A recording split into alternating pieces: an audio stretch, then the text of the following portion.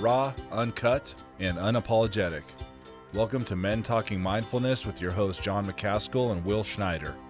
Here we focus on helping men and those with men in their lives solve some of life's complex challenges through understanding the practices of mindfulness and how they can help. Each episode is in an environment free of judgment and criticism, with a focus on authenticity and inner peace. Let's dig in. Here's food for thought. When boys and men are unhappy with their bodies, their quality of life is affected just as much as girls and women who experience body image issues. The idea that boys and men are not concerned by their appearance isn't only untrue, but being so is becoming more common. According to the Australian Psychological Society, research has shown that the number of men experiencing body image dissatisfaction has tripled from 15% to 45% in the last 25 years. Body dissatisfaction or negative body image can often result in overwhelming feelings of disappointment, shame, and guilt. It can also lead to unhealthy behaviors such as fad dieting, disordered eating, exercise addiction, depression, steroid abuse, and even suicide. This is from the website for Eating Disorders Victoria. Hello, and welcome to Men Talking Mindfulness, the show and the podcast. We are so very thankful for you joining us for today's show. And before we get any further, for those who are joining us live, I want to give a shout out to my fellow veterans for Veterans Day. I'm so thankful for each and every one of you and for your families, for your service and sacrifices. I hope that you have a wonderful Veterans Day and weekend. Now, here on the show, Men Talking Mindfulness, each week my co-host over there, Will Schneider in New York City, and I, John McCaskill, over here in Colorado Springs, we work to break down and demystify an aspect of mindfulness and make it meaningful to you. Today, we're going to get into a sensitive topic. We're going to be talking about body image and the way we view ourselves and how that is often distorted, and how that distorted view of ourselves can lead to pain, depression, and anxiety, and it can hold us back from being so much more, from doing so much more. Though we will talk broadly about body image, we're also going to get into specifically talking about men and how men deal with this. As this is typically seen as something that affects females more than males, and that is in fact true, but it is still a problem for boys and men. And we want to make sure that just because it's more prominent in females, it doesn't make it not a problem for men and boys. And we want to make sure that it is in fact addressed. All right, that was a mouthful. Before we get any further in this, I know Will has some announcements. Will, brother, good to see you, and over to you. Thanks, John. Great to be here. And thank you for your service. It is Veterans Day coming up. Veterans Day is today? Today, I'm sorry, yes, I'm included today. And yesterday, November 11th. Yesterday was the Marines' 247th birthday. That's right. That's right. The Marines. Happy birthday to the Marines out there. Yeah. Dr. T is a Marine. My nephew, lots of Marines out there. So hey, thank you all for serving our country, and thank you for being on the show today. And just a few announcements: get on our YouTube, follow us on YouTube, and subscribe. And make sure you hit the bell to notify when we have new content coming out. And you can also, there's an easy link now on YouTube, just at Men Talking Mindfulness. Easy way to find us, at Men Talking Mindfulness. Two other things, John. Both are really exciting. Save the date. Our next in-person mindfulness adventure retreat will take place on May 18th to the 21st in 2023. It's going to be here on the East Coast in upstate New York. And I literally just signed the paperwork today. The check is in the mail. So this is happening. I actually went to visit the location this past weekend, and man, it's really the perfect place to let go of your responsibilities, detach from all the stress-inducing technology, and immerse yourself in peace and serenity as we practice together. So again, save the date. That's May 18th to the 21st in 2023. Space is going to be limited, and we'll have all that information up and a place to book within the next few weeks, probably that first week in December. And also, I'm offering a free meditation and breath work class, just 30 minutes on Insight Timer every Wednesday at 6:30 p.m. Eastern Time. Just 30 minutes, no experience necessary. And you can drop in. It's all on Insight Timer. It's on my Instagram at Will Not Fear as a way to kind of get there. Or if you already have an Insight Timer account, you can just find me and then access that. So it's a great way just to kind of hit reset in the middle of your week, drop into a meditation, maybe learn a little bit more about meditation, definitely learn a little bit more about breath. But what we'll do, John, to start the show is we'll do our 5 breaths just to kind of chill out, relax the show. I'm a little nervous about today and excited. Me too. Because we're going to share some of our own shit today, our own stuff, our own body image stuff as a means to, I don't know, create more awareness and help people become more aware of theirs, for sure. Right. So, all right, well, let's take those breaths, everybody. So we're just going to do 5 breaths. If you want to close the eyes, ground those feet might be helpful, or maybe put both hands on the steering wheel and just really begin to find that contact if you're driving and listening. Let's exhale out the breath through the mouth like you're blowing out a candle. Just do a big, giant breath in. And exhale out 5, 4. Few more. Big inhale for 5. Out easy 5.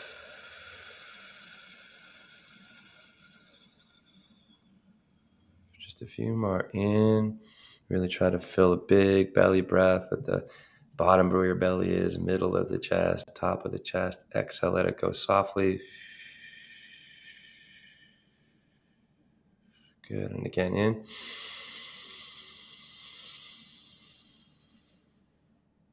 Exhale.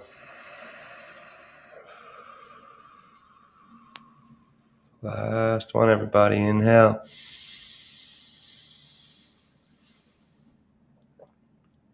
Exhale out.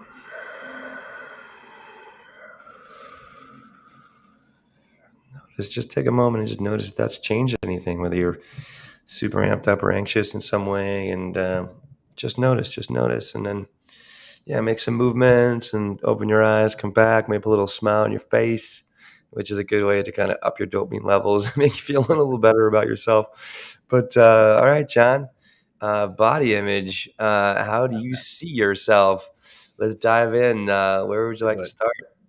Well, I think you're always the definition guy, but this time I'm gonna do the definition. I want to jump on. Love it. Absolutely. So let's start with that.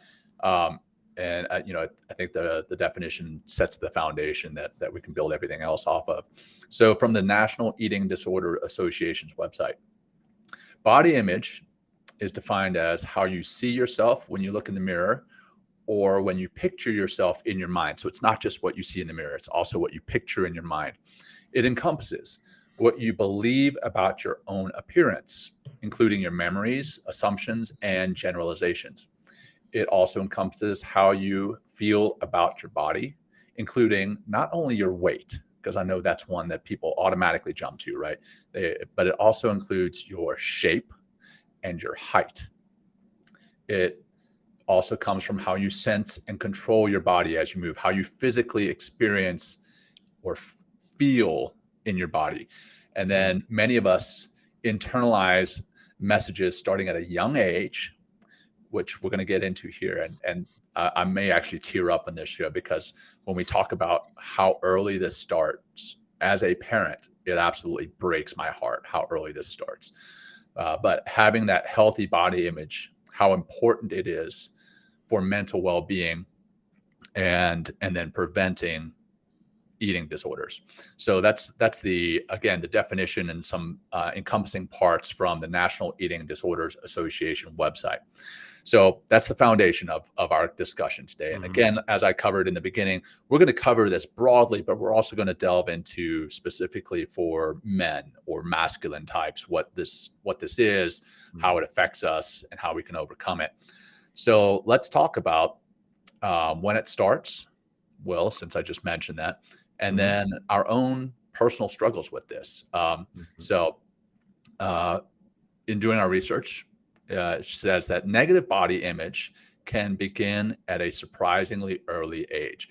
According to 2020 research, 40 to 50%, 40 to 50% of first and second graders already don't like some aspect of their body. And again, like I said before, that hurts my heart as a parent, because I have a kindergartner, a 5-year-old, 5.5. She would definitely correct me in saying that, because she's not 5, she's 5.5. 5.5. we went to a pumpkin patch the other day, and you pay by the age, right? And I paid for a 5-year-old. I said in front of her, I was like, "Oh yeah, she's 5," and she was like, "No, Daddy, I'm 5.5." But that's neither here nor there. So anyhow, it starts very early. It starts very early, and because these negative self-images, potentially negative, can start so early, it is a critical time to be very aware of what you do as an adult, as a parent, and see how easily these young ones are influenced by their friends, their family, and media. But it's also that perfect time to really start providing that positive feedback, right? Telling them how wonderful they are, not just in how they look, but in their hearts, their spirits, and everything else, and allow them to build that self-confidence that is built on more than just image. So let's that all said, let's talk about let's get real raw, real fast here, man. I don't know. You want to go fast or first? Well, what's the question? Like I'll gladly go how first. are we? What have some of our personal struggles with this been, or what are they currently? This brings up a lot for me. Like, so I have a story. When I was 25, 26, I was always like a really growing up. Like I was just a skinny kid. Like, and people make fun of me or I just remember, people call me a beanstalk, and I was just all bones and ass and elbows or something like that. and and I just was like, I always literally would just picture myself. Like the reality was something different, and my mind would just see this really skinny kid. And I really started hitting the weights, and I was lifting weights and doing like all through college, because I played basketball, and I always thought I was really, really, really skinny in college, and maybe I wasn't, but it wasn't until I was like 25 or 26 that I really started getting to the gym more often. And I was like, where I kind of, that's where my sport went, or just like, that was just kind of what I did. I just go to the gym after work, like, 4 or 5 times a week. And I was even benching like 225 pounds, like 10 times for like a couple sets. Like, that's a lot of weight. I mean, for especially 10 reps. I mean, but still I thought I was always really skinny and really scrawny. And then I remember, I don't know if one of my friend's girlfriends was visiting or something like that, and she said something like, wow, you're really jacked. And I was like, what? I thought she was like making fun of me. You know what I mean? It's like, I'm just skinny. Yeah, thanks for making fun of me. It's like, fuck off, like, because I was getting it kind of my whole life. And she's like, no, like, you really got some serious muscles. I'm like, really? And then I had a few other people kind of share that with me. And then I just like literally in that moment, like I just saw myself differently. It was just like the reality just shifted like so quickly. And then, then it became like not negative. Then it was like, like a year later, I'd be still at the gym. And I remember asking my roommate at the time, I was like, you know what? When I'm at the gym, Mike, I was like, I don't want you to call me Bill. That was my name back then, Bill. Yeah. Like, I want you to call me FJ. He's like, FJ? I'm like, yeah. I know where this stands is going. for fucking jacked, right? Yeah. So we all get a big laugh out of it as a big joke amongst our, our friends. But like, that's how it went the opposite direction. Not like I was like, but it was just a really fascinating to like kind of flip that script. Yeah. Well, it flipped the script. Like hearing from someone else that you were fucking jacked, that changed your image in your mind of what you looked like. But what did it do to like further propagate the need to look like that, right? Now you are looking that way, Yep. and someone comes up to you, like they feed that fire, they feed that ego, like, hey, you know what? I heard that I am looking good, Mm. so now I need to maintain this. Yep. Which is great to hear that about yourself and change that body image. But what does that do? So that's another topic, and Well, that's I'll get into my personal struggles here shortly. yeah. But Yeah. that's another side of things, is how we say something to someone if they are dieting, if they are working out. Because Great point. if we say, "Oh, wow, you look great. You look like you've lost a lot of weight." Yeah. Well, Right. what does that say, right? Yeah. So you're Does fat that ass so you before. are a fat ass before, right? So that, I mean, that's terrible, right? So Yeah. Yeah. and for someone who is working out, if we tell them, "Hey, you look so much more jacked. You look so much better." You're stronger Like, or something. yeah, like, Yeah. what does that do? And I'm Yeah. not looking for you to answer that. I'm just Well, saying, no, I like, will. for a topic, for consideration for our audience to think Yeah. about. And yeah, Yeah. if you have an answer for that, No, I'd love like to hear it. I mean, I definitely, I gotta say, like as soon as like you're like, hey, let's do an episode on body image. I'm like, oh my god, because it's like, so that moment, like, and I started seeing myself differently in a mirror, and I gotta say, I'm lucky with my metabolism, my genetics, but I've kind of built a life around health and staying healthy and like maintaining a certain physique, to be honest, in some ways, like an external physique, but I know, like, but in order to do that, like I need to put the work in, so like it actually has a natural health, and I feel better about myself when I've never really had a belly, or never really got fat. Like I think the most I ever weighed was like 212 pounds or something like that. And when I got out of my senior year in college and drank the last month, before I left or something like that, I really put on some weight. But it's like, I think it's a good thing for me, to just kind of be able to go to the mirror and be like, oh, okay, looking good, looking good. But it does, like, I've definitely have I wouldn't say maybe a healthy obsession around it in some ways, but it's like, making sure, my core looks still, chiseled a little bit, even though, I'll be 50 next month, which blows my mind. So I think it's been a gift and a curse, because I definitely check myself out in the mirror way too much, Yeah. John. This big, Well, huge yeah. standing mirror in my apartment. But yeah, go ahead. And I'm glad you said it's kind of been that blessing and a curse, because I want to acknowledge that working out, getting stronger, eating better so that you can feel better in your skin is not Mm. necessarily a bad thing, right? I don't want to say, hey, going to the gym or eating clean is a bad thing. Obviously, that's not what we believe, but we've covered staying healthy on the show. We've covered eating healthy on the show, and the benefits that come from that. And the benefits that come from that, that's what I want to focus on. The benefits that we mentioned are not looking good in the mirror, right? The Right. benefits are not being able to jack a whole lot of steel in the gym. It's the fact that you feel better, the fact that you feel better in your skin, the fact that you literally are living a happier, healthier lifestyle. The flip side of that, where it becomes dangerous, is when it becomes an obsession. Yeah. Right? An obsession. So Mhm. that's what we want to talk about, is Yeah. that obsession, and how to prevent it from becoming an obsession, first of all. And then if it has become an obsession, we want to talk about how to get out of that obsession, Mhm. that addiction, essentially, is what it is. Mhm. So yeah, man, sorry, I cut you off. So coming back No, to anything else? no, not at all. I mean, I have, I think at an early age, I had obsession with my hair. I still do have a little bit too much of an obsession about my hair, and I remember combing my hair as a kid, and like I could try to keep it long, and my parents, no, you got to cut your hair's too long. But then I hit like, I remember getting my first like handful of hair in the shower when I was like 26 or 27. I was like, oh no, like I'm not losing my hair. And then like later on, because I really didn't want to lose my hair. I mean, here's like admission. Like I actually went on Propecia when I was like 30, I don't know, 33, 34, something like that, for a few years. And it worked. It really, really worked. Because I have, just a little note about the genetics of male pattern baldness. It follows your mother's genes.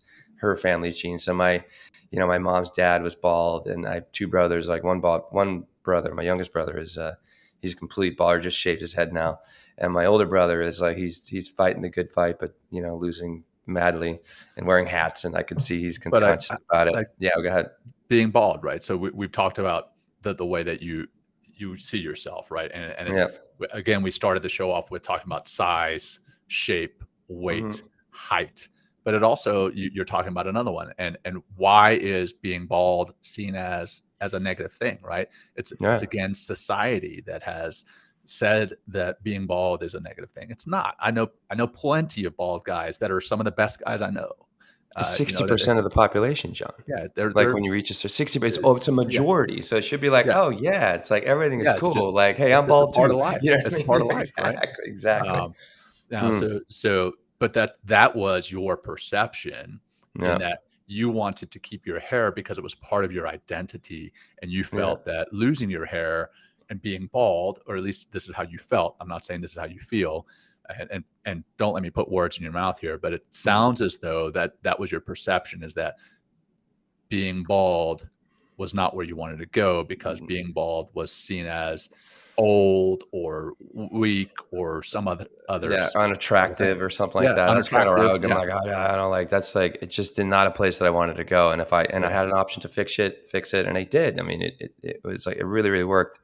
And I think it's, I don't know. But if it hadn't, you would have been fine. I would have been fine. I think I would have been. I don't know. I mean, I don't know what it's like to go down that path, because I haven't had, that problem. I'm still losing some hair now. And I'm just like, when is this like all going to go away? But I don't know. It's been holding strong for a long time. So I don't know, slowly over time. But those are just a couple of the things with me. That really, my teeth, I had my teeth knocked out. I just like my one front tooth knocked out. So I really look at, watch the, my smile I'm conscious of. So, which is stupid, like, I mean, some people don't even notice that there's like a slight, defect, or that's even a judgment. Right. So that's like, I got some shit, John, around this. For sure. You are challenged by this still, right? Yeah. And I don't say that as, well, look at me, I'm not challenged, but you are. Well, let's talk about that. Yeah. Right. Yeah. I mean, even here, we're on the screen right now. I'm like, I mean, literally I'll be like, oh, how's my hair doing? Oh, it's wow. like, I know. It's like, it's a weird kind of obsession sometimes, and it's just like I honestly don't know how to let go of it in some ways. So maybe that's why we're going to talk about it. We're going to talk about it. Let's do that. Boy. Well, I mean, so again, as the show starts off, every episode is one free of judgment, and we're here to discuss that. And there's no judgment from me for the way that you feel, and hopefully the other side of that coin is true. And I know that it is. There's not going to be any judgment from you for what I'm going to delve into here, because I too am challenged by this. I would say that I still am challenged by some level of body image dysmorphia, or some level of dissatisfaction with my body. And coming back to when it starts, it did start young. I remember,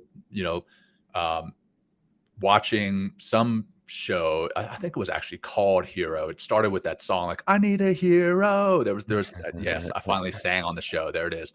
And now you understand why I don't sing more often on the shows, because I've got a terrible singing voice. But oh man, so that's negative image too. Is my voice negative? There you go. So anyhow, obviously I'm struggled.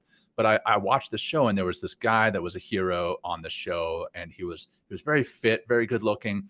And I was like, I don't know, 10 years old watching this show.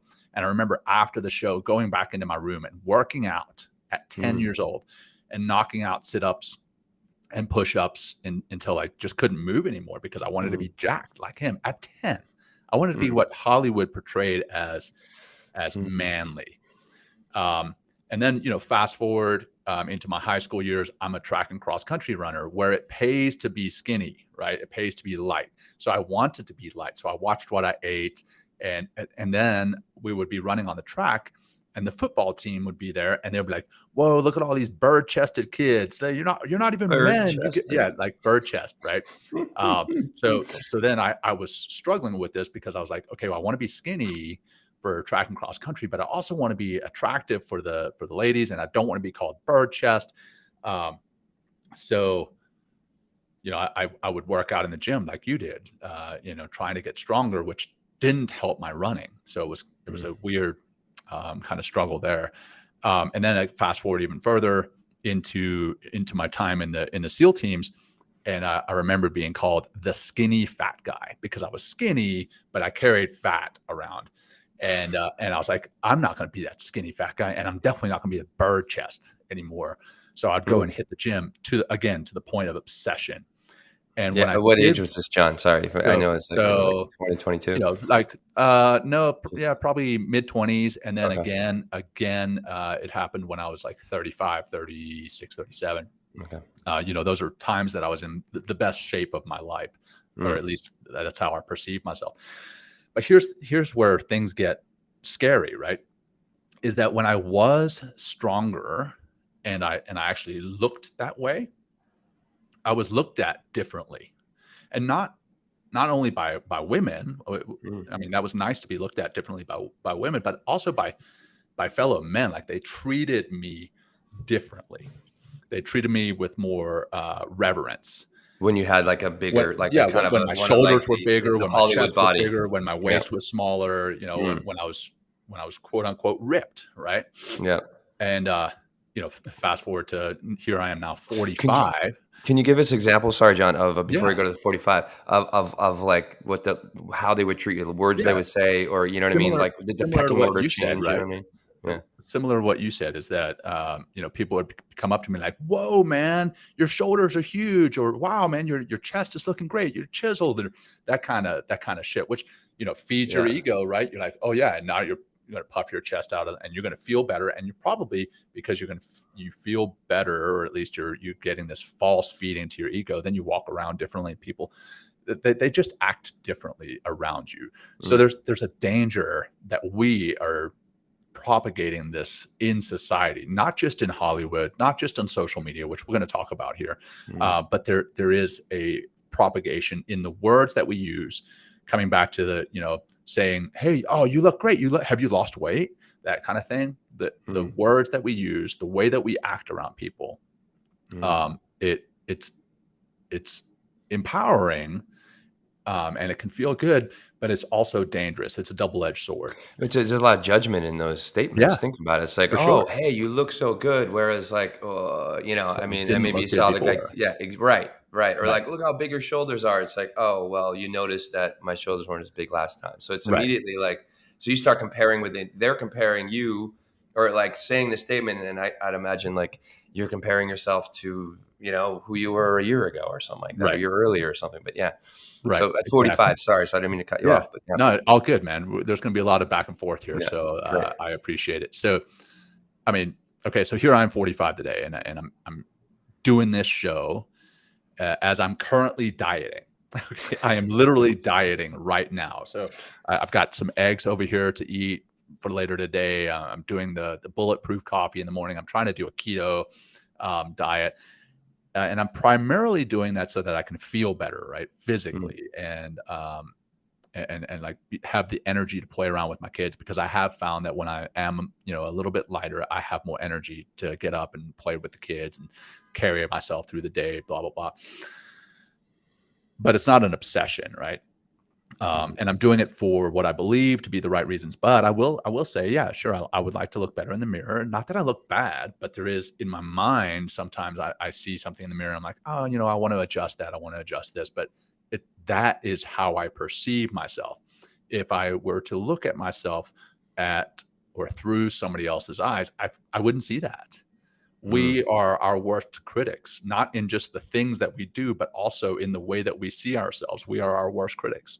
Yeah. So we need to be very careful in what we're telling ourselves. We talked about negative self-talk before, and then the positive self-talk and how powerful that is. We need to be very careful when we look in the mirror highlight the positive attributes, because a lot of that time, those negative attributes that we see aren't real. They're not real. We're seeing a distorted image. And that's what body dysmorphia is. And we're going to come through the different types of this negative body self-image, that body dysmorphia, muscle dysmorphia, anorexia, bigorexia, which is bigorexia or megorexia, they call it too. Yeah. We're going to talk about that. But so we need to truly know how we really look, not just how we perceive ourselves. And then as I'm dieting right now, I have to be very careful in how I phrase that for my kids, right? They see that I'm not eating the candy. They see that I'm not eating the ice cream because going on an ice cream date with daddy has been a thing.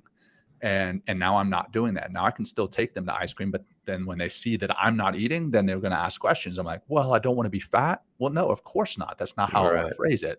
I want to be healthier. But then if I say that even, what am I telling my kids? Well, the ice cream that you're eating is not healthy. So it's a slippery slope. It's a very slippery slope. So even John, just even saying that you're on a diet, might even, I mean, it sounds like to me like there's something wrong with you. You know what I mean? Or like you feel like there's something wrong with yourself is what I mean. Right. You know what I mean? So, I mean, that's even just and just think about how that word has just been, has been totally fucked society in some ways. Yeah. You know what I mean? The whole diet, I'm on a diet, or diet pills, or, it's like, versus, I mean, what would be something, I mean, so in this, so what would be something that you could have it more of a positive and affirming lifestyle change, you know what I mean? Or like a way that you could speak to yourself instead of on a diet, which means like, oh, I have all these things wrong with me, so I need to change it in the form of framing in a diet versus like, I want to be healthier or something. You know what I mean? So what I'm trying to tell my kids is that the ice cream causes, and I nerd out with them, and I try to talk to them as I don't try to dumb language down too much for them, because they're actually a lot smarter. Kids are a lot smarter than we give them credit for. So I tell them, I'm like, hey, well, the ice cream causes my energy to go really high, and then I get really low, and I might be able to play. I might be able to play for 10 minutes, but then I need to rest. But if I don't eat the ice cream, I can play for a few hours. And I actually have experienced that. I've experienced super high energy for just a very short period of time with the kids. And then they're like, well, you only play with us for 10 minutes. Well, it's because I'm eating crap. So now they start to see that I'm doing it for the right reasons. And it's not just to look good in the mirror, that kind of thing. So, and it's also helping them understand sugar. In some ways, it's like, because then maybe they'll take a pause and be like, oh, maybe I shouldn't have that ice cream or that lollipop because this happens to daddy, so it might happen to me. Right. So I mean, that's a great way. And it does happen with the kids. They're that much more sensitive to those spikes, and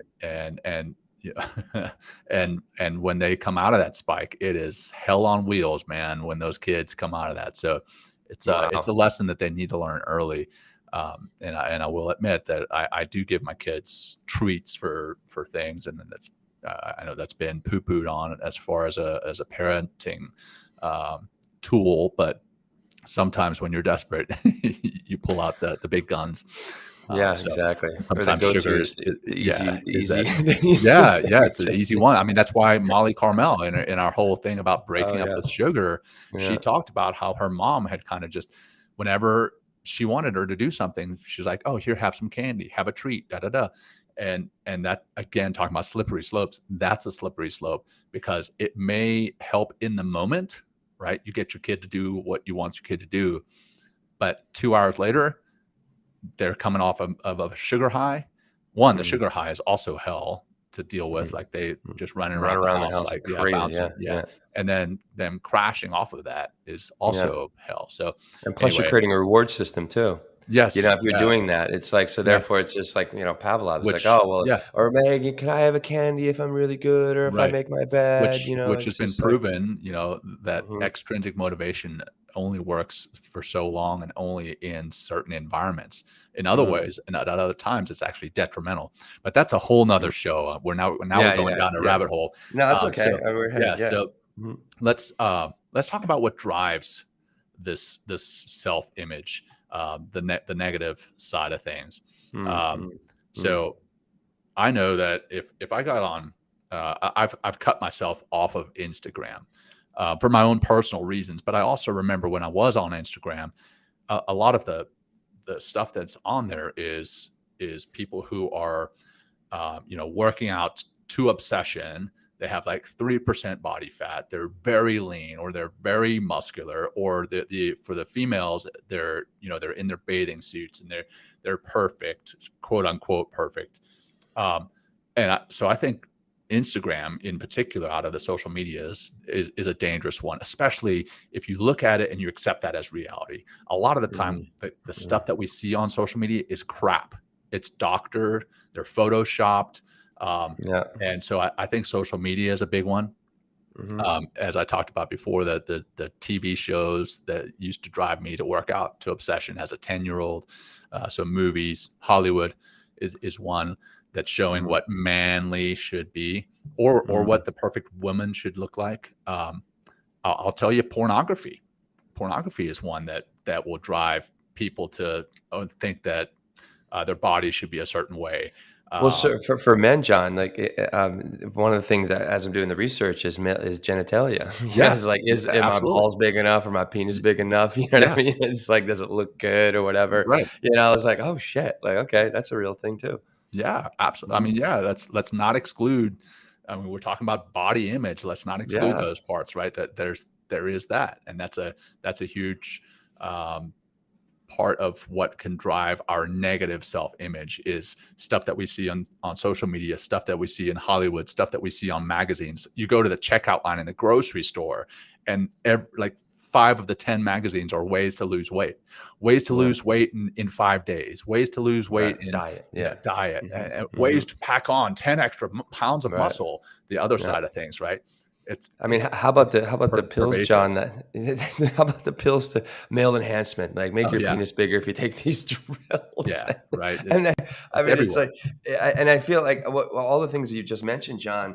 And then what marketing does and commercials, and they just prey on that Oh, whole totally. idea. I'm not 100%. enough. They just pull. They try to It's a like, you know, moneymaker for yeah, it's a them. huge moneymaker. Oh, it's still a huge moneymaker. It's going to continually be a big moneymaker as we move forward in the world, and hopefully it'll begin to shift, because what's happening now and what's been happening for a long time is like this extrinsic validation, Mm, yeah, validation from the outside, and therefore, if I do these things, act like this, and then begin to maybe get some feedback, be like, oh, hey, your shoulders have gotten bigger, or like your chest has gotten bigger. It's like then you get that reward, but then you're trapped. You're yeah, trapped in yep. like, It's a how do cycle, I man. please tell me, world, how I look, versus like coming from the inside and being comfortable with yourself and just being like, well, this is who I am. One thing I've heard, there's like the kind of maybe I love you self talk. It's like Mm, looking in the mirror, and this is a really has a I've heard, this is anecdotal, not like but just really accepting yourself, saying I love yourself. Dr. Rob Kelly talks about this. This is oh, what he yeah, does. Just saying I love you in the mirror, and I love you, and really, maybe it's I love my eyes, or I love my face, or like maybe those parts that you don't necessarily that have been criticized, and you have been critical of yourself, and then just literally flipping the script, coming from the inside out, and accepting yourself for who you are. And when you do that, John, other people are going to accept you for who you right, are. I think there's a certain energetic projection of insecurity that, I mean, people just can maybe they're not even consciously picking up on it, or but they're attaching to it in some ways, and then they're just reflecting back to you in some ways the insecurities that you already have on the inside right, in a lot of right, ways, versus like taking time and really going in, and what we'll talk about some other things that might work for you, but like really literally changing the mind. And the mind is plastic, which we talk about so much on the show, that we can really begin to change our relationship to ourselves, maybe just through some positive affirmation, positive self-talk, and then right. also maybe That's huge. surrounding yourself with people that are supporting you and your goals, and aren't so aesthetically judgmental of you and you know Yeah, and what you that's a should good. look like. I like that. Yeah, Aesthetically judgmental. That's a good yeah, one. yeah, Um, yeah. So real quick, I want to come back to a couple yeah, yeah. things that my mind jumped to while you were talking. One, for boys and young men, another one that really highlights to them that they should be a certain way is sports, right? And we've talked about Oh, how agility, yeah, sports, ability, yeah, yeah, yeah, yeah, agility and your ability. And we talked yeah, about, yeah. right, when I was young, I was a cross country runner. I needed to be a certain way. When you Mhm. were a basketball player, you need to be a certain way. But in watching NFL and basketball, NBA, and you see these role models for these boys, and they are all in incredibly good shape, right? And And that's how we incredibly see, gifted athletes too, in a lot of ways, and right, we're right, you know, and we're comparing aspiring ourselves to them. to yeah, exactly. But Mhm, but then but there's a reason they look that way, right? That's their job. That's their mission in life, is to work out so that they can be super athletes on the football field, on the basketball court, wherever. That's they are sinking, I don't know how many hours a day into training.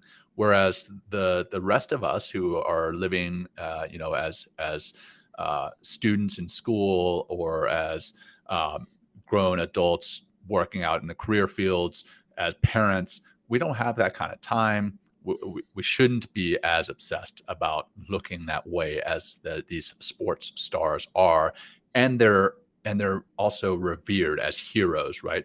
They're a super basketball player, and we revere them as heroes. And I've done that. I still do that. I think very highly of really good athletes. mhm. But is it right? Right? Um, and then, this is not really tied to that same thing, but I guess it is in a way, for the women walking through the mall. I remember walking through the mall, and I was a dirty little boy, and I passed by Victoria's Secret, and I was like, Oh, "Oh yeah. wow, look at those beautiful women." But Victoria's Secret models back in the late '90s, they were or early '90s, they were super skinny, right? Mm, And now what I love to see is that walking through the mall, the models are way more realistic, and they're mm, beautiful. They're beautiful women. They've got beautiful bodies. They're way more realistic. I don't know if you've mm. noticed that. If you've been to a mall recently, that was one thing that I will applaud some companies for doing, is that they're getting more realistic in their portrayal of what beauty is. And it's not all super skinny, Right. super muscular. If you're looking at some men, it's real, and there's It's beauty not the now. 1%. Like, It's whether it's not the an 1%, athlete, it's not whether it's right? not the athlete, that it just, like, has incredible gifts and ability and usually has a body that kind of, fulfills that role in a lot of ways. Right. It need to have that strong body, that rah, in order to, Yeah. whatever sport it is. And then the other side, with women, is like that 1% of the, 6'1", absolutely chiseled jawlines, beautiful, like, perfect proportions and stuff, or like perfect in the sense of like what, the marketing and the media and the fashion and beauty industry wants us to aspire to, because again, they just pull those strings on our insecurities all the time, and Right. it's just like, so they hold up all these beautiful women, so it's like, oh, I need to be like that, and therefore, in order to do that, I need to be doing these things, and Yeah. it just really turns And into a very the toxic relationship to the yourself other and the side of that world. Hmm. the other side is that is, so, like, as a man passing by Victoria's Secret, and all we see is skinny, skinny, skinny, Mm. then what does Yeah, that tell us? Is that if we are not in a relationship with somebody who is perfect, then or hot. that or hot, then Yeah, we are failures. And I right. say That's that, true. and Will, we both say Yeah. that in quotes, Air right? quotes. Yeah. So that there's double edge there in their advertising. And so again, and then that's just one example. I And do again, see. this is another rabbit hole that I could No, no, go no, down. it's okay. As I walk, Yeah. there's the Vans, the Van Yeah. shoes. Yeah. Like, they just have, like, a very non-typical '90s kind of woman, dress. I mean, she's overweight. I mean, she looks fun, but she's overweight. I like her clothes. She's wearing her shoes, but it's just like, it's definitely definitely a different way of marketing. Definitely Yeah. a different way of messaging. Is she And overweight though? She is overweight. Oh yeah, Is she's she, bigger. She's okay, definitely bigger. okay, Yeah, yeah, okay. yeah, So yeah. like physically overweight in that it could be detrimental to her health. Yeah, I could. I mean, Um, I would say, right. I would. You know, I mean, not not judging, just medically, it's not a healthy body, Yeah. but it is a in our society. We're approaching 50% obesity now. One in Right. every two people is obese. Like that's just stats. Yeah. So it's just like, I mean, so I guess we need to market, or whoever's selling whatever needs to market in that way. I'm not a big fan of like us growing in obesity, because what's going to, it's just not healthy for society. It doesn't create healthy people. It doesn't create the healthy mindset. And You know, again, you don't have the energy in being able yeah. to do what it is you want to do Hmm. there. So let's come back, kind of roll back a little bit to what's causing this in boys. So we talked about sports, we talked about social media, magazines, Hmm. pornography, Yeah. that kind of thing. But I remember also coming back to my youth. I was South African.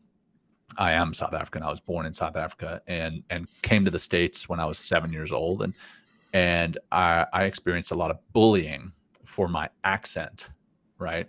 But then I also experienced, because I still have a big nose, quote unquote big nose, I and never kids. thought that, John, by the way.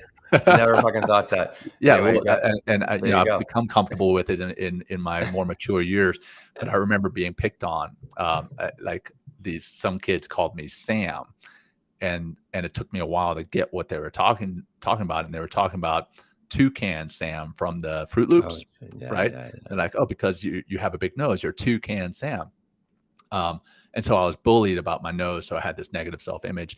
I was bullied essentially before by the football team, calling me the bird-chested kid, or we as the cross-country team were a bunch of bird-chested kids, bird-chested boys. So there's a lot of bullying that leads to these negative self-images too, and it's not just among young men. We were talking about the movie Mean Girls before, Oh and yeah, as Lindsay funny brought as that that up. movie Yeah. is, there's a lot of truth in that, right? Yes. For young women, they are bullied, even though they may not perceive it as bullying. Somebody might tell them that they're too fat, or that they look a certain way in a certain outfit. So there's that bullying on the playground. There's the bullying in later years in sports. There's bullying in the workplace. Even today, as grown adults, there's Mm. bullying. So Oh my God, we've got to really address the bullying. I think we should do an episode on no, bullying we at some will. We point. definitely Yeah. will. Yeah, we need So to. so there's that can also cause that negative self-image, and I wanted to make sure we address that, and we'll talk a little bit more about Well, I that. think it's interesting, John, that you bring up your nose, and I've never thought of anything, whatever. But it's like it stayed with you, like from those early days. Like, Yeah. you probably still think you have a bit of a big nose from like, something that was drilled. I mean, do you like still sometimes, or you Well, just I got mean, over it, or so what? You know what I mean? uh, Just a thought. complete transparency. So Yeah.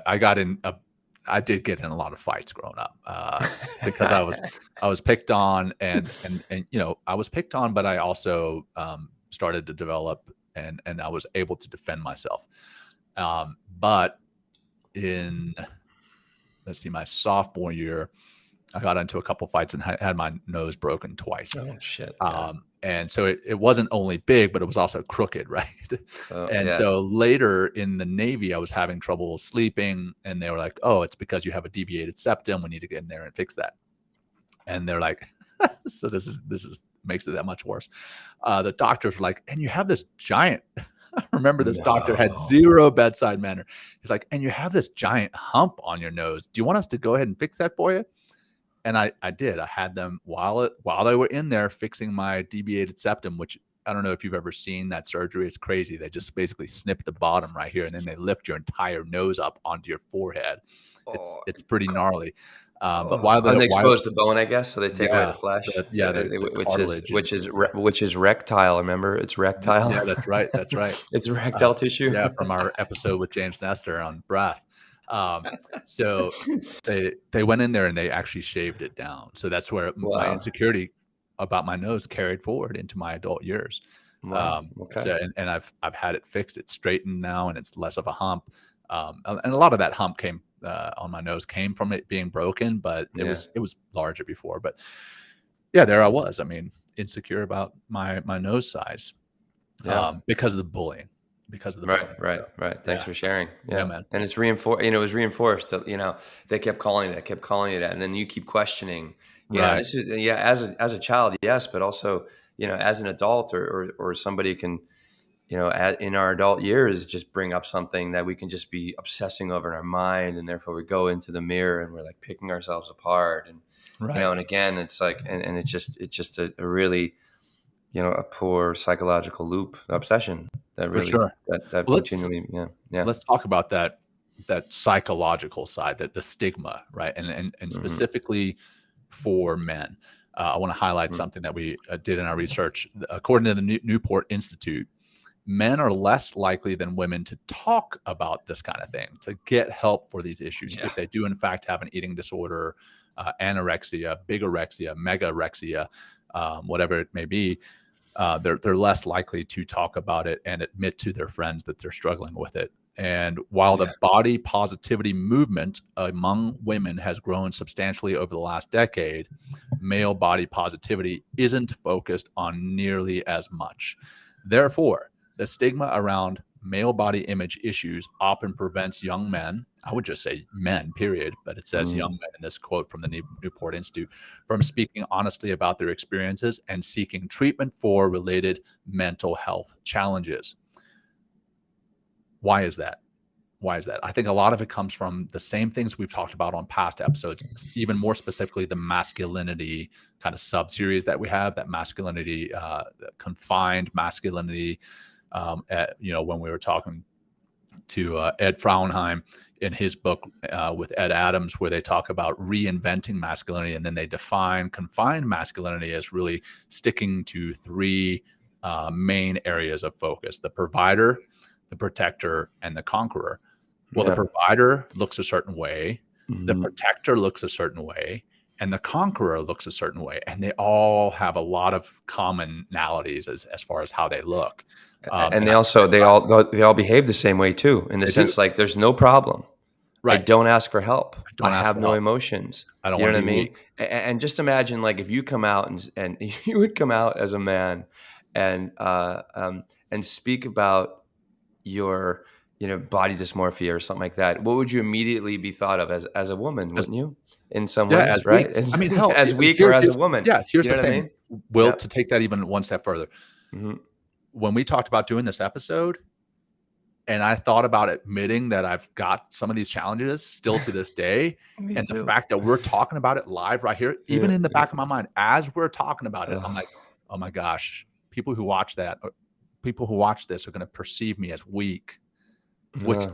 that's why Okay. it's there. It's that bravado, that false bravado. Hey, Right. look, Right. look. All right, I'm going to puff my chest out right now, and my shoulders are going to look bigger. It's Yeah. ridiculous, but that's what we tell ourselves, is that we Hmm. as men have to Yeah. fit a certain mold. Even Hmm. right here in doing this Yeah. show on this topic, with all the work that we've done in these Hmm. areas, Hmm. it's still there. Yeah, Still there. but I said they got to say the work that we've done and just talking about it, John. There's also a level of freedom that comes too. Oh, There's a 100%. certain level. I'm like, oh my god, like let's, I have images of like some of the guys our retreats are for men and women, but they'll be like saying something, about me or like that we might have said in the show, and it's just like, but it's like, but there's something like, fuck it, man, like just let Yeah. it go, let it out there, I mean authenticity and vulnerability are the way, John, is how I think that we're showing, teaching, but also experiencing how to be more of a true person, and also to be really like the authentic man, Right. the one that really, it's like, I mean, talk about really about just the whole, just fuck it, like just the whole, that attitude right there. And it's just like, The and healthier way of living. it's honestly Freeing. a much healthier. It's very freeing, very, very, very, very, very freeing. So, yeah, but keep going, John. Thank you. Yeah. Well, okay, let's talk about some of these associated disorders, right? Okay, so it can be associated with eating disorders, Hmm. and or the dysmorphias that we talked about, which Hmm. we all know, that those both the dysmorphias and the eating disorders, which are quite often linked, they're very real. I don't want to minimize those in any shape, form, or fashion, but they are also terribly unhealthy physically, as far as what's going on biologically in your body. I mean, if you're not eating, or if you're eating too much, trying to get big, is the other side of that dysmorphia. That's terribly unhealthy on your digestive system biologically. It's also terribly unhealthy mentally, emotionally. And this often is led, a lot of these disorders are anxiety disorders, anxiety of wanting to fit in, wanting to be liked, wanting to be revered. And so a lot of that comes from the fear of not fitting in, the fear of not being liked, the fear of not being revered. And that's the anxiety. So they truly are anxiety disorders. And we're going to talk about, or some of them are, we're going to talk about how to treat that later. But it also leads to depression, John. It leads to isolation. You know what I mean? It could, just keep you locked in. It could keep you antisocial, all these different, just horrible, horrible affects of like the mental game of again, that extrinsic, like, I'm not like a super athlete, or I don't have like, the perfect body that I see in Men's Health all the time. It's the feeling of like, less than. Yeah, exactly. I'm not enough. I'm not enough. It just comes back to that basic, I'm not enough. But I will be enough if I go on this diet, or if I do this, or develop this bicep, or this, this whatever kind of, or have this chin, or maybe, they've also, John, we've in this research talked about how much plastic surgery is done now on men. And it's really escalated. What I thought was interesting in the last 25 years, right? That body dysmorphia amongst men has really rapidly escalated.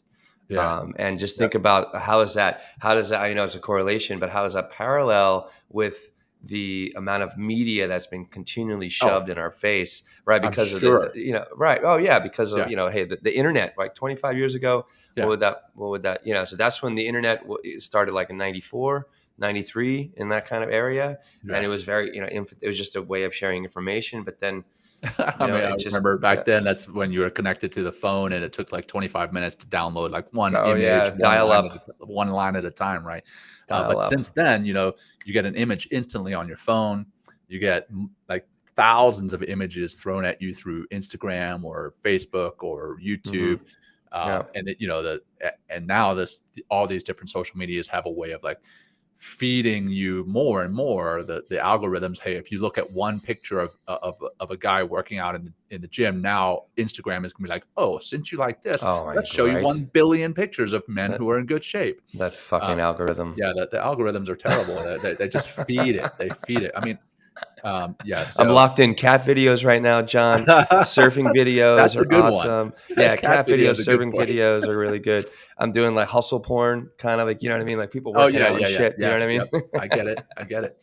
So I'm in a good kind of groove right now, and I got to remember not to deviate. That's right. I keep positive messaging. Yeah, positive like a slot machine. Hey, that's a tip. That's a tip, right? So if you do have the algorithm accidentally locked in because you clicked one time on a guy or a gal that looked like they were in really good shape, or what you perceive as good shape, and now Instagram or whatever social media is that you're using is now feeding you tons and tons of that, you can click on it and say, see less like this, and actually change the algorithm. But I want to come back to those, what you were talking about, what it causes, what it can lead to. And I want to read a very disturbing, or several very disturbing stats here. Psychological counseling or therapeutic interventions have been shown to successfully help people overcome BDD, and that's body dysmorphia disorder. However, many people with body dysmorphic disorders do not receive counseling, and instead undergo procedures, you talked about this just a second ago, to alter their appearance. One study found that more than 75% of people with BDD seek surgical and dermatological treatment. I just talked about me. I got my nose fixed. When I had the opportunity to do it, I did it. And I'm one of those percentage. And more than 65% of those people received the treatment they initially saw.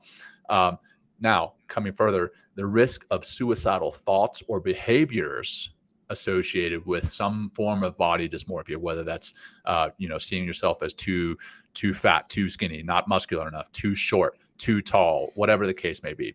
The risk of suicidal thoughts is higher among those.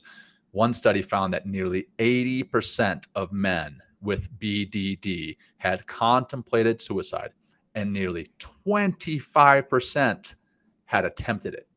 25% of those who are diagnosed with some form of body dysmorphic disorder attempt suicide. Now that's alarming.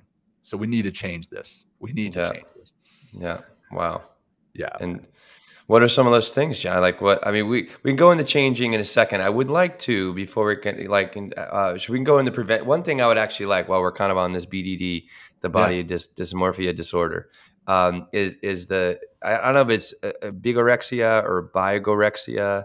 Megorexia they're the same word. I have it somewhere I can't see where I got the wikis. I forget how it's actually pronounced, but this was a word that both of you and I learned yesterday. But it's so you got body dysmorphic disorder is typically when people want to be skinnier, smaller, lose the fat. They see themselves as large. They see themselves as fat in the mirror.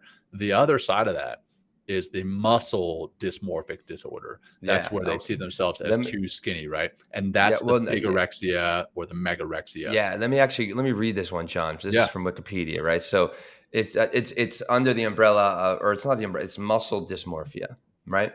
So muscle dysmorphia is a subtype of the obsessive mental disorder, body dysmorphic disorder, but is often also grouped with eating disorders.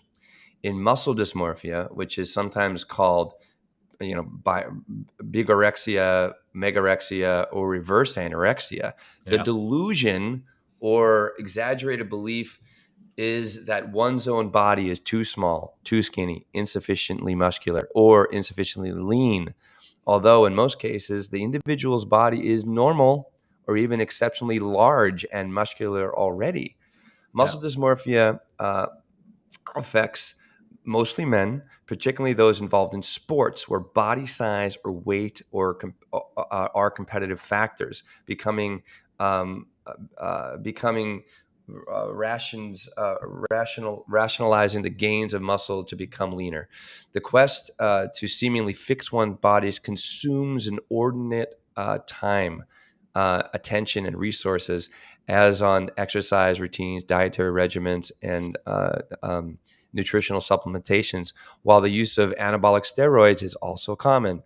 Other body dysmorphic preoccupations that are not muscle dysmorphic are usually present as well. So that's that's just that's like the guys that are at the gym always kind of checking out their muscles and doing this, and then always comparing themselves to, Arnold Schwarzenegger or, with Lou Ferrigno, the Hulk, right? You know what I mean?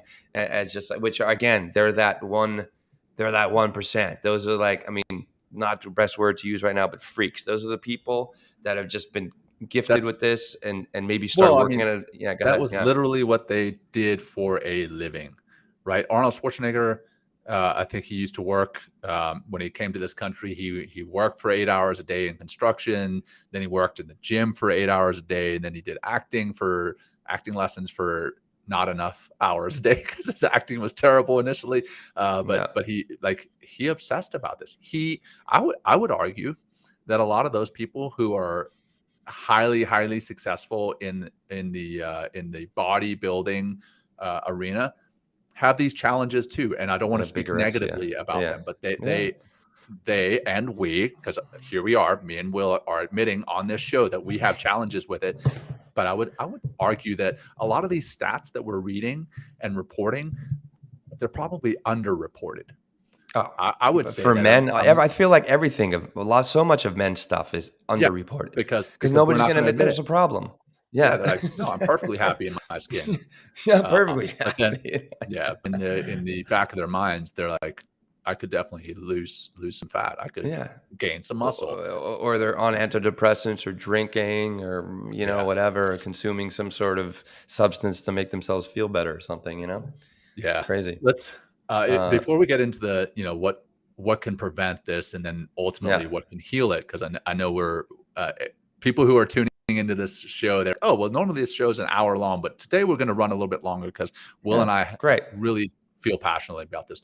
But I want to touch on what this prevents us from doing. Right?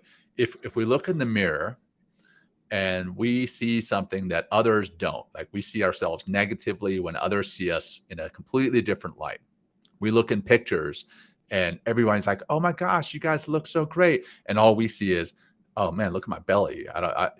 Or whatever the case may be. We see something and we look at it in a, not just a negative light, but a completely distorted light. What does that prevent us from doing?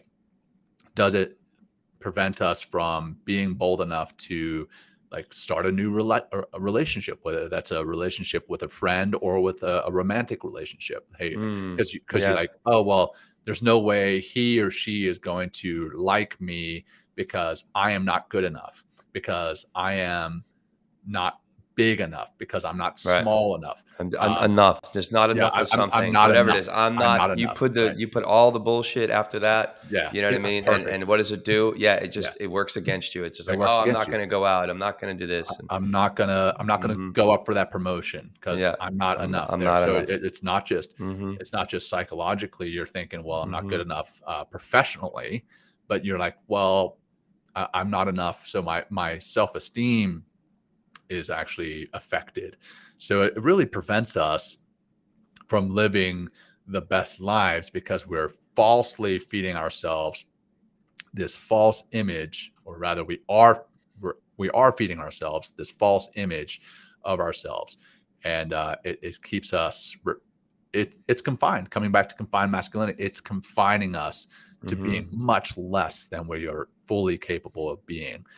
And again, I say that as I admit that I have my own challenges with this, but as I journal and I write, the positive stuff about myself, as I look in the mirror and I know that some of the negative things that I say about myself are in fact distortions. I know that, like cognitively, I know that, and I can reframe it and say it differently or counter it.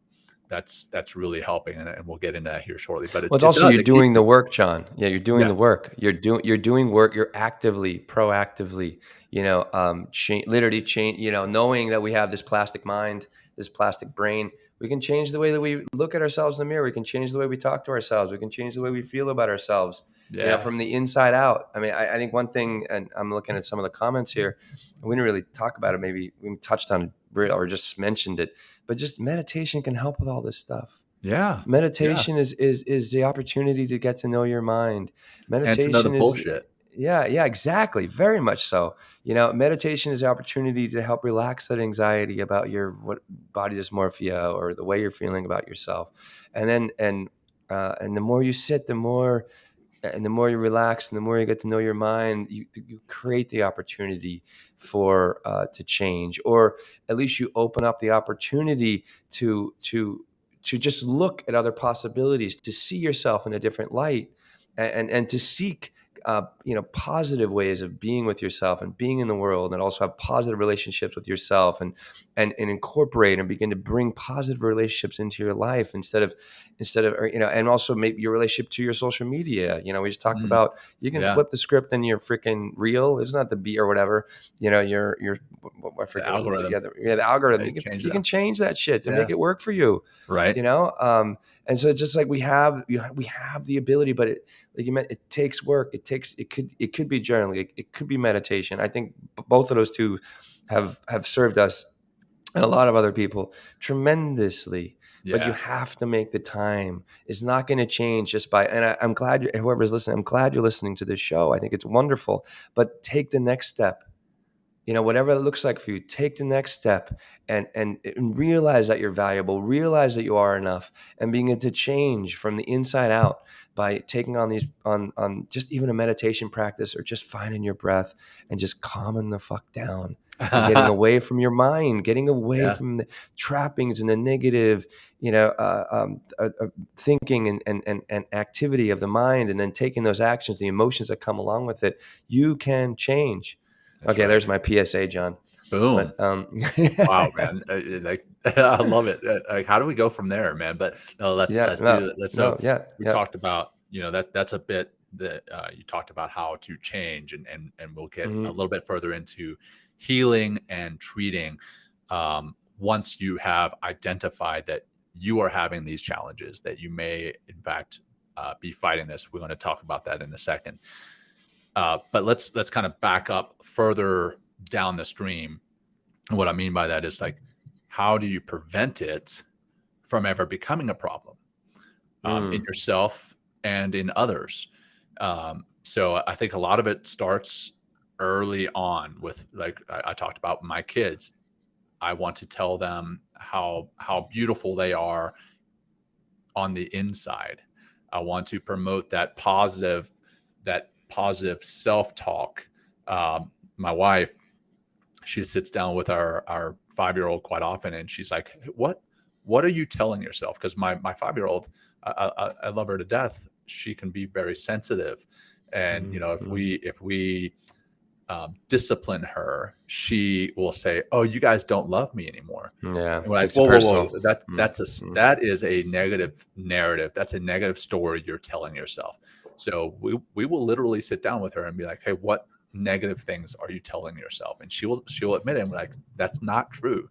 So I think starting early on and being proactive as parents, as Mm, teachers, as mm, adults, mm, for our youth, we can help them to change and literally flip that script, and not be so focused on their outward looks, right? It's very easy to tell your little ones how beautiful they are mm. physically, right? Um, Man, there's a giant buck that's running right by my window here. Sorry, I got distracted, but John, I John, know I got fuck off, John. distracted. I'm in the goddamn city. There's cars. There's like, you know what I mean? Like, yeah, thanks, John. Thanks, thanks. I'm just kidding. So, anyway, it's very easy to tell your kids how their physical attributes are. Oh, you're so cute. Oh, Yeah. Look at your your hair is nose. Look at so you. beautiful, and look at your little cute button nose, that Yeah, kind of thing. exactly. Um, and there's nothing necessarily wrong with that alone. But if that's all you do is focus on the physical attributes as a parent, as a teacher, as maybe a church leader or whatever, then you start like feeding that's what your identity and worth is based upon, is your physical attributes, and it's not. So you have to build other positive physical attributes, or identify those to Mm. our youth. So I think that's a big piece of it. And there's actually a great resource that's out there. It's called Confident Body, Confident Child, and we'll Oh, make sure that's in the show notes. Confident Body, Confident Child. great. Check that out, and that's for parents that want to encourage that positive body image and healthy eating patterns in young children. The other piece, coming back to teaching, and as adults, work to end bullying. We talked about how impactful bullying is on Mm, your negative self-image.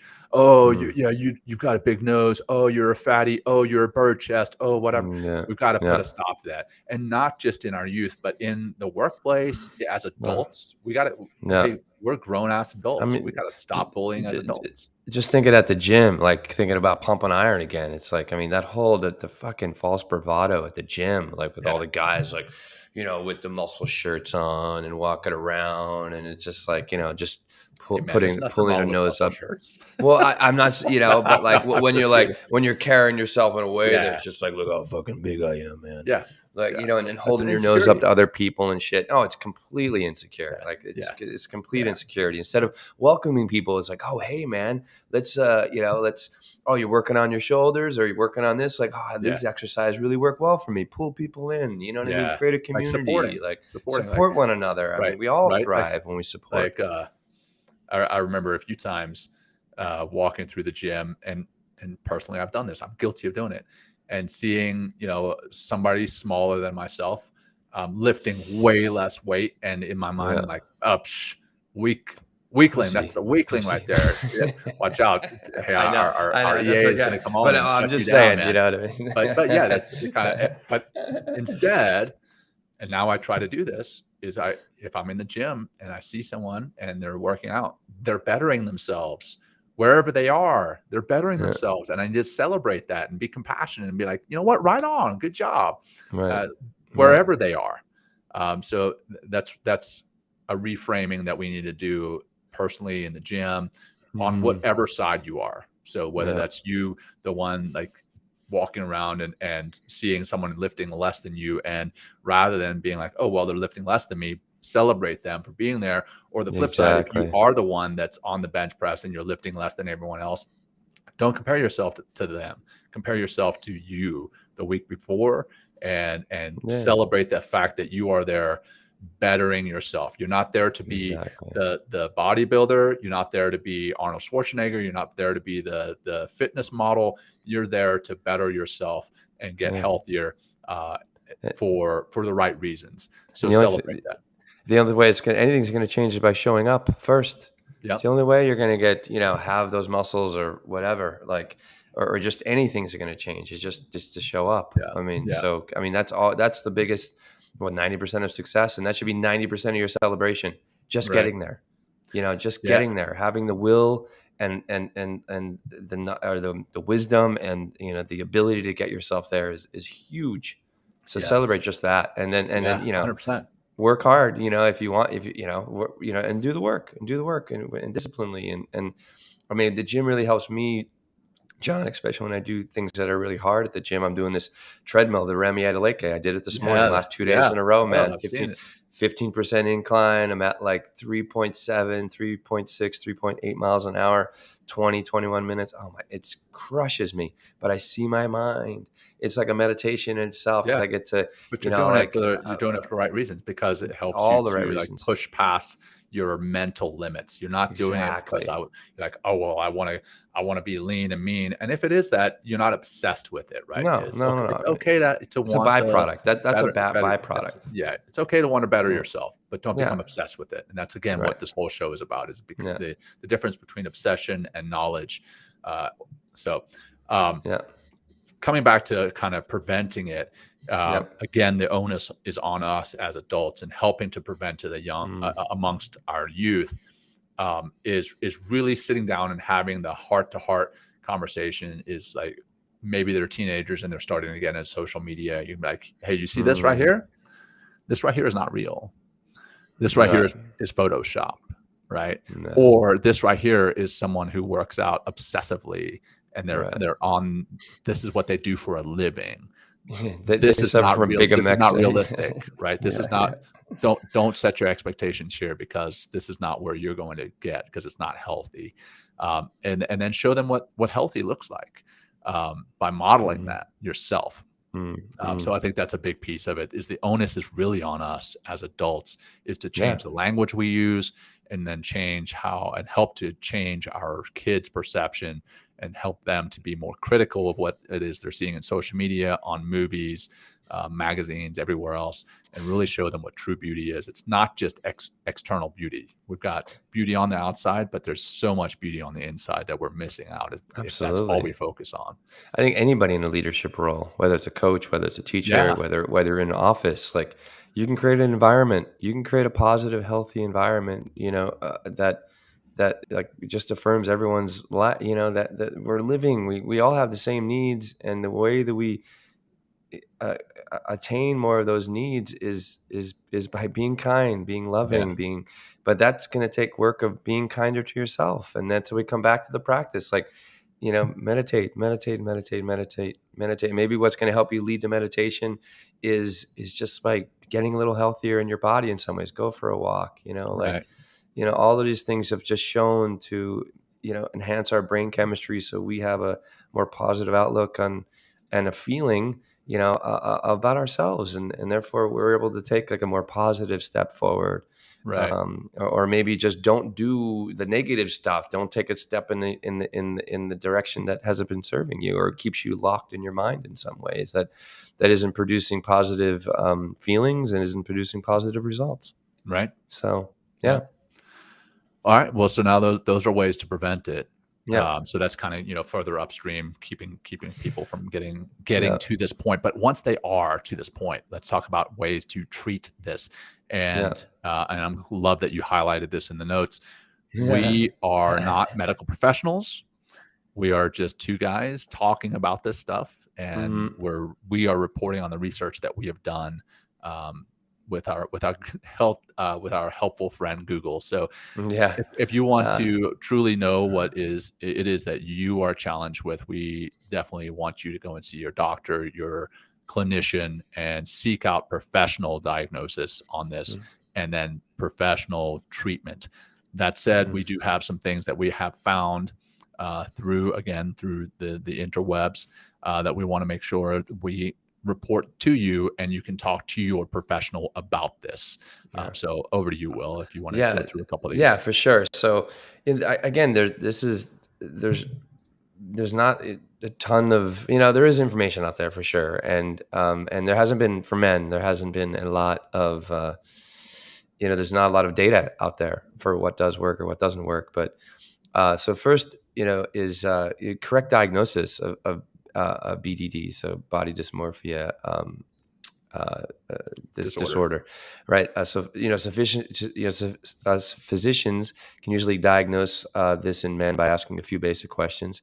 These questions are designed to determine if a man is concerned about a perceived keyword flaw in his appearance, whether the flaw is small, imagined, or more significant, or whether or not the concern causes a significant amount of distress, or whether or not that concern interferes with an aspect of their lives. Okay, so again, interference. Hey, what is that interference? It could be not going out for that promotion. It may be not promote like seeking out a relationship, friendship, romantic relationship. You? Yeah. What is it limiting you from? Yeah, it's very huge, right? So I mean, so if this episode is kind of like, oh wait, maybe I gotta go talk to a professional, get those questions asked and see where you are. Next is SSRIs, selective serotonin reuptake inhibitors, have shown to be promising. So maybe that's a course of action. Cognitive behavioral therapy has also been effective in treating BDD. For this disorder, the therapy is designed to help patients develop positive opinions of their physical appearance, as well as quelling any negative behaviors caused by their skewed perception. Again, how many times we come back to, it also helps patients to face their fears. And, so there's definitely there is behavioral therapy out there that can help you with this as well. I just have some suggestions here. I already mentioned a couple, meditation, stop doing and reading and absorbing things that feed this obsession. Okay. Right. Shut out social media. Maybe psychedelics would help, John. Again, I'm not a medical professional, but like they've been shown to very, very, have a very, very positive effect on so many of the psychological disorders that, the pharmaceutical industry has been, battling for years. They've been shown in many, and we're going to see a lot of research coming out over the next, several years of how it's like, wow, how this stuff really, and because it's not just, it doesn't just help and change your brain chemistry, what they're finding, but in higher doses, in my experience with psychedelics, it gives you that opportunity to self-reflect in a positive way, in a kind way, that you can really see who you are at your core, which is loving, kind being, right? Yeah. But then, it shows me like what is getting in the way of me being that loving and kind being to myself.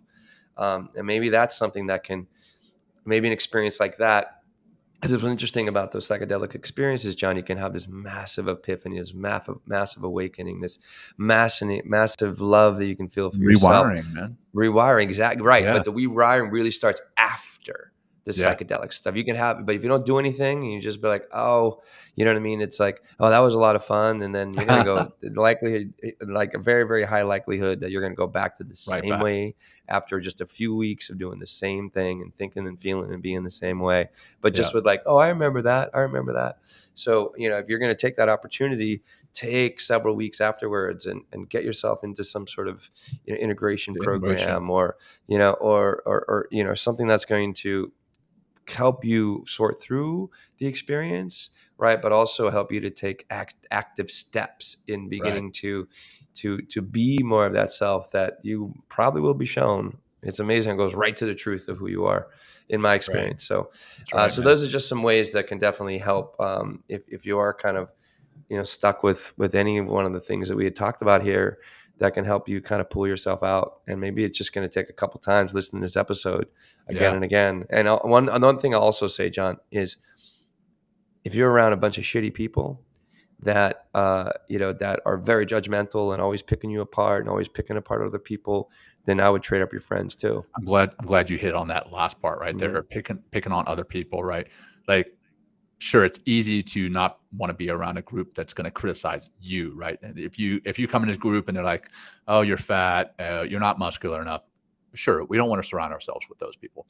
But if you're around a group that's also pointing at other people and they're like, "Oh, look at that fatty," or look at that weenie, How scrawny they are. yeah, or something. then now they are also feeding your perception of what perfect looks like or should look like. Right. So You I show me love your that you did that. friends. Yeah, you show me your friends, I'll show you your future. That's right. And what kind of future do you want? And if your friends aren't matching that future, fucking get rid of them. Yeah. I mean, hey, love to all, but if they're not helping you and putting positivity in the world, in their own lives and into your life, then I would really question those relationships. And if they are talking negatively about others, chances are they're talking negatively about you behind your back. So yeah, it's a great point cut too. them out, man. Cut them out. Yeah, and love them and cut them out. But love them. Yeah, love them as humans. It's like they that's just that all that picking apart other people. And you touched on it, John, earlier. It's like that's just their insecurities talking. Yeah, that's just their insecurities manifesting and spinning, or like kind of they're speaking it to their own ugliness that they feel for themselves. Because if they're able to pick apart other people so easily, right? How are they picking them part of themselves? On a continual basis. So it's all like, it's just outward reflection of what's going on the inside anyway. So, right. Mm-hmm. Wow, great, man. John. We've definitely come a long way in this journey. It's been difficult, but also freeing, like you said. And I'm so thankful that we did this episode. And hopefully for those listening, we'd love to hear from you. We'd love to hear what your challenges are, whether it's right here in the live comments or whether it's later on YouTube or on our Facebook or LinkedIn, wherever the case may be. Let us know the challenges that you have faced in this area. And maybe we can point you towards resources that can be helpful, point you towards people that can be helpful, point you towards meditation, journaling that can be helpful. If you don't want to put that in the comments, obviously we're not going to force that upon you guys. But if you want to, feel free to share that with us because we want to be the resource to help positive change. That said, Will, unless there's anything else that you want to cover, I'm going to jump right into that closing practice. No, just, hey, we have a retreat coming up May 18th to the 21st. I'm so stoked for that. We're also going to be in Durango though too. So we have 2 retreats next year, East Coast and in West Coast, I guess Colorado's West Coast or more west of where I am for sure. Wester of me. We'll be announcing all those very shortly and getting them up on our website, and you can really do a great, wonderful immersion with us, and be around a lot of positive people. We really create a wonderful, positive environment. Myself, John, Dr. Teresa Larson, and anybody that that works with us, we make sure we vet them to to just be good, positive people. And we all have stuff to work on too. So, I think we're good, John. I don't have anything else to say, but I really want to thank you. Yeah, go ahead. Normally, I say, or we say something to this effect after the final meditation, but I'm guessing that sometimes after the final meditation, people would hit stop and don't listen to this very last bit. Hey, for our audience, thank you for joining us here today, and we sincerely appreciate you tuning in. And if you got something out of this episode, please share it with your friends, your family, your colleagues, whoever you feel could benefit. Please give us a review, subscribe to the podcast, and get access to exclusive content that we're putting together. And the link will be in the show notes. And follow us on YouTube. As Will mentioned, you just go on YouTube and type in @Men Talking Mindfulness. That's us. Subscribe, hit that little bell, and that will help you to be notified of new content as it comes out. Boom, got that out of the way. Now let's get into this Yeah. final meditation, man. You got it, man. Let's do the 5 breaths. It's your Yeah. time. Yeah, Your that's call, John. Yeah. yeah. Well, let's, you Mhm. know what, in light of, and this is kind of a spur of the moment thing, in light of the conversation we've had, I'm Mhm. just going to guide something that's based around breath, but also Excellent. focus on our positive mantras, our positive stories that we're going to tell ourselves. So let's do an I am meditation.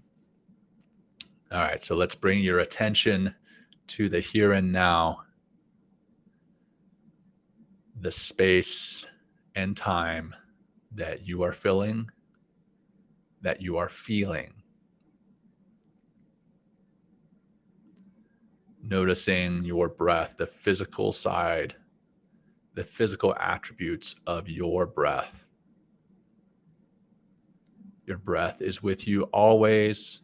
We often forget, but it is with us always. Focus on that for a few seconds, paying attention to the rise and fall of your diaphragm with each breath in and each breath out.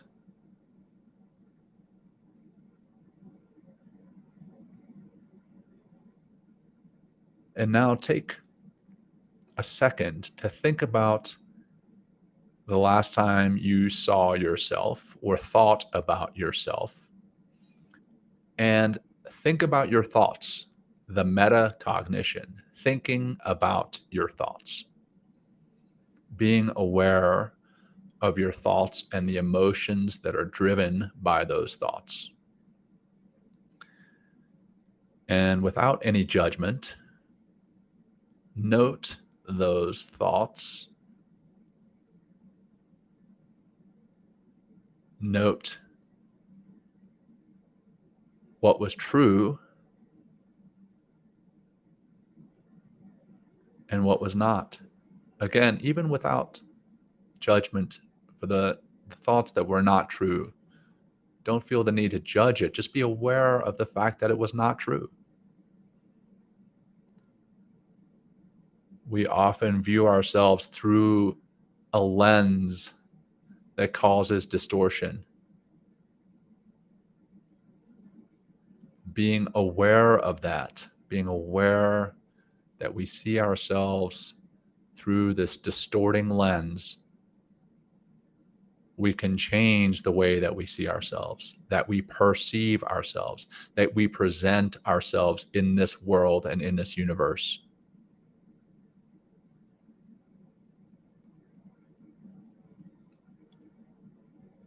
You are good enough. You are better than you think you are. Love yourself outside and in, as that is where this all starts. Self-love outside and in. Start to think about the way you think about yourself and give yourself more self-love.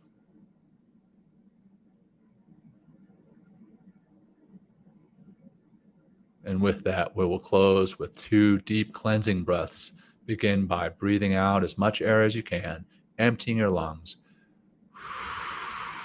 bringing your belly to your spine, holding empty, deep breath in, down into the belly, in through your nose, filling all the way up, holding at the top, and release. Empty, empty, empty, holding empty at the bottom. Last one together, deep breath in through your nose, filling up, holding at the top, and now letting it go, and start to bring some movement back into your body, rolling your shoulders, your beautiful shoulders, rolling your neck, your beautiful neck, and releasing. And thank you all so much. Thank you, Will. What an awesome conversation. Thank you for being so raw and just honest about this. This was fantastic. I got a lot out of it. I feel better for it. So thank you for sharing that with me. And thank you again to our audience who tuned in today. Will, I'll let you wrap it up, brother. Thank you, John. And I think thank you, because I got to say it's a hell of a lot easier to have this conversation with a brother like you, who's willing to go there and put it out there and not be afraid, because we're like, we're united in this mission, and this is just a little manifestation of that, of our friendship, of what we're trying to do, how we're trying to help all people and men out there. And so thank you, John. I have nothing more to say. I think we all said it during the episode, and All right. I just want to thank the audience out there. Thank you for listening. And if you have, maybe share this with your friends, share this with the people out there that might need this kind of information. That's right. Awesome, brother. All right. Until next time, everyone. Have a great Friday. Have a great Friday. Happy Peace. Veterans Day to our veterans. Have a great weekend. We love you all. Yeah. Peace. Joining us today. We hope you walk away with some new tools and insights to guide you on your life journey. New episodes are being published every week, so please join us again for some meaningful discussion. For more information, please check out mentalkingmindfulness.com.